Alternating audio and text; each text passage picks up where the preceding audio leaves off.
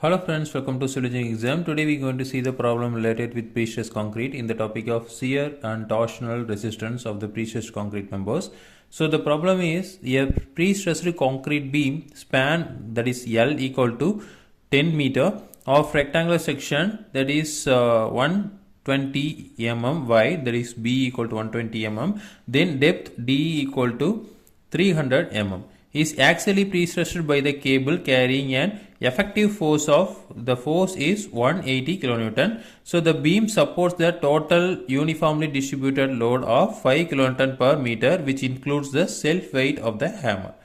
So then compare the magnitude of the principal tension developed in the beam with and without the axial pressure. Okay. So now we have to find out the area of the beam. So the area equal to 120 into 300. Okay, so we got the value of 36 into 10 power 3 mm square. Okay, so next thing is we have to find out the I. So that is B D cube divided by 12. So the B value is 120 into depth is 300 cube divided by 12. Okay, solving this we got the value of 27 into 10 power 7 mm power 4. So next thing is WD is given, that is 5 kilonewton per meter is given. Okay, so now we have to find out the shear force at the support. So now shear force at support. So shear force at support V equal to WL by 2. Okay, so now W is 5 kilonewton meter into L value is 10, that is given, divided by 2. Okay, so now we got the value of 25 kilonewton. Okay, so next thing is we have to find out the maximum shear stress at the support. Maximum shear stress at support.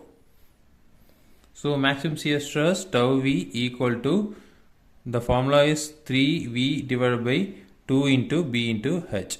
Okay, so now we can substitute all the values over here. So now 3 into V value is 25 into 10 power 3, we can convert into Newton, divided by 2 into B value is 120 and H value is 300. Okay, so solving this we got the value of 1.05 Newton per mm square.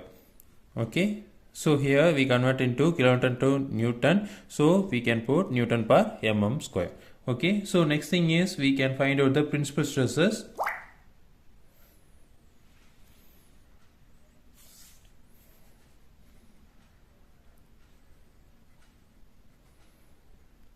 So principal stresses, that is plus or minus 1 by 2 into root of 4 into tau V square. This is the formula.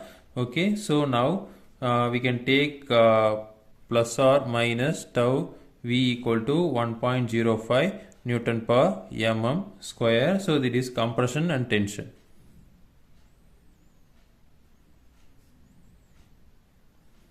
So compression and tension. So now we can take the axial pressure. So axial pressure Fx equal to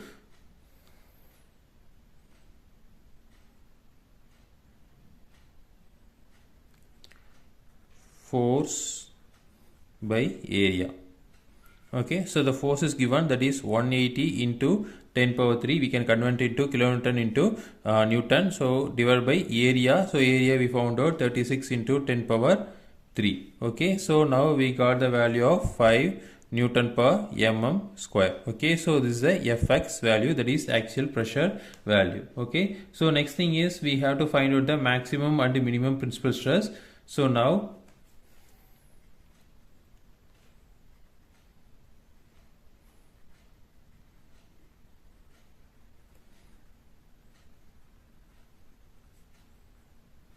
maximum and minimum principal stress, that is equal to Fx divided by 2 into plus or minus 1 by 2 into root of Fx square plus 4 into tau V square.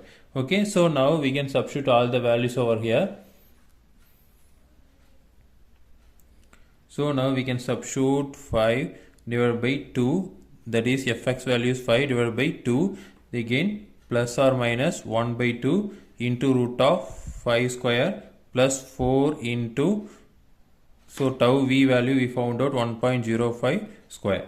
Okay, so now we can get the value of 2.5 plus or minus 2.73. so if case we can take the plus positive value, that is 5.23, positive value, that is compression.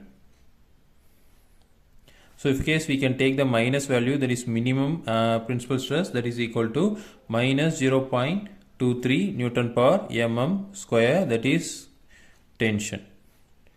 Okay, so this is a positive value, that is compression. This is negative value, is tension. Okay, so now we can find out the axial pressure. The principal tension is reduced by, so now we can take the value of 1.05 minus 0.23 divided by 1.05. Okay, so this is the 1.05 is the value we found out here. So that is tau v value. So minus 0.23 is the value of minimum stress. So equal to v into 100.